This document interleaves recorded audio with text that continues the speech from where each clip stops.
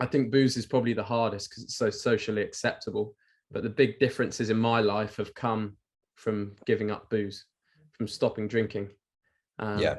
Around the same time I broke up with my girlfriend, I just knocked booze on the head. And the thing about booze is it allows you to become comfortable with the things that are wrong with your life. So if you're working a 9 to 5, a job that you hate, if you've got a girlfriend you don't like, if you are in a situation that you don't want to be in, if you drink booze, you can get on with it. You can be like, oh, this is kind of fun.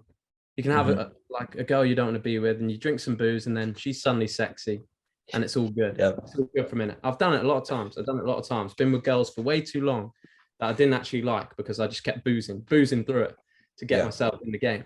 And I think guys get trapped in this mindset of using booze to deal with basically their lives being shit.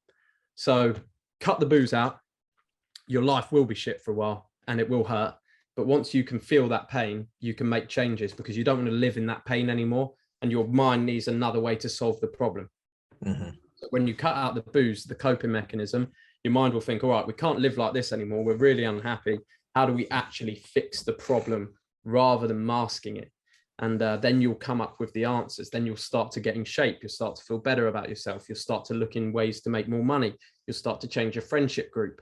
And slowly but surely, which has happened for me over a year of not drinking, your life becomes exponentially better.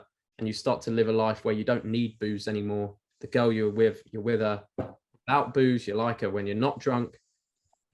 Same with your job. You don't mind it. You're having fun. You have your own business. Yeah. You're living a good life. So I'd say they're the main keys, boys. Stay away from drugs, sleep more, eat more eggs in the evening, and obviously stay away from like your seed oils. Don't drink fucking soy milk.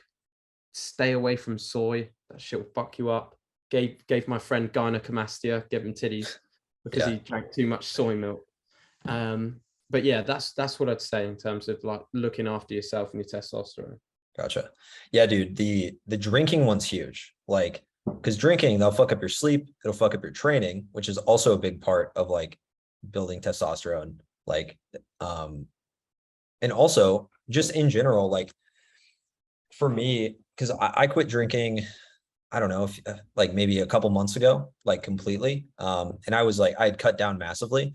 I never went through like a big stage where I was drinking all the time, but like as soon as you cut it out, it's like everything's consistent. Because even if you only drink once or twice a week, like that breaks up your week into like 2 to 3 chunks rather than just like a whole week where you're fully productive. You don't fuck up your sleep. Like your sleep's totally fine the whole time. Like guys will wonder why they can't sleep. And it's like, dude, you're like getting drunk, you're sleeping in, you're not getting very good sleep because you're drunk. So your sleep is worse. And then you're sleeping in, you can't get any work done and you're not focused. And by the time that you are focused again, it's time to go out again that night and get drunk again. And it's like, dude, like you have no chance. If you drink, like you literally don't stand a chance.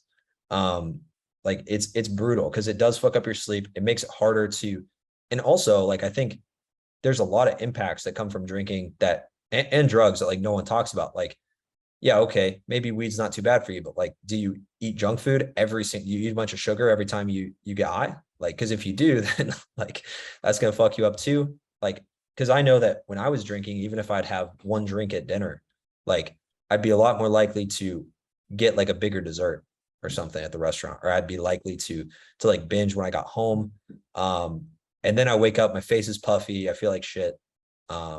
It's brutal. So yeah, and it's not just the cakes, it's not just the desserts. You have a few drinks. I know a lot of friends of mine, a lot of people I've known have a few drinks, then they go on to something harder. They go get some coke in, get on the drugs, get on the bag, that sort of stuff. Call the hookers in. So you've had a few drinks, but now it's turned into coke and hookers. It's like, come on, boys. We'll just kill it where it starts, and then we won't have to get into those situations anymore. Yeah, exactly. That's where I think like a lot of guys, and I'm sure you probably see something similar. Like you see a lot of guys coping on like with drinking, especially, or like with the thing that I posted this actually in the Gorilla Tribe. It was just like a 5-minute audio message of like basically my thoughts on sacrifice. And this is something I've been like teaching my clients a lot more lately is like, you need to sacrifice the thing that is the most like pleasurable for you to like actually be happy with your life. you have to give up. And like, I'm not talking, because for me, it was video games. I was just a massive video game addict. I was playing World of Warcraft all day. Like it was fucking brutal. And like, I was good. And like, I thought I was like, I'm going to be an esports player, whatever the fuck. But then at a certain point you realize like, okay, like now I'm just like kind of coping, and I had to completely give it up, because until I gave up video games and everything around video games, it wasn't just like, it wasn't just the video games. It was like I had to stop watching videos about video games. I had to stop doing everything that it had to do with video games at all. And that was like my deepest sense of pleasure, like my short-term gratification came from that. And as soon as I completely sacrificed that, like I'm no longer, for you, if it's alcohol, it's like I'm never drinking a drop of alcohol. Like someone asked me, like, do you want to taste this drink? No, I'm good. Like just being able to have that level of sacrifice, I feel like it's like so important. Was there something for you that, like, do you have things like that where you're just like, I just don't even do it at all anymore? Yeah, for me, I'm a little different to that, I'd say.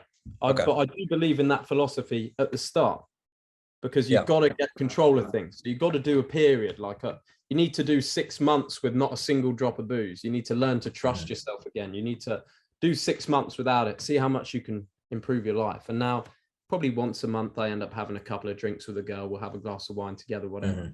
I don't drink to excess. I don't drink into crazy hangovers.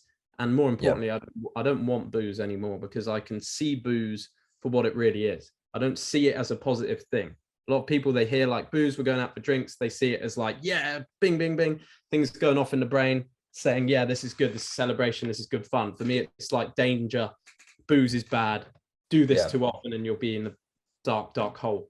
So for me, I'm like, I can have a few drinks every now and again now because I've controlled it.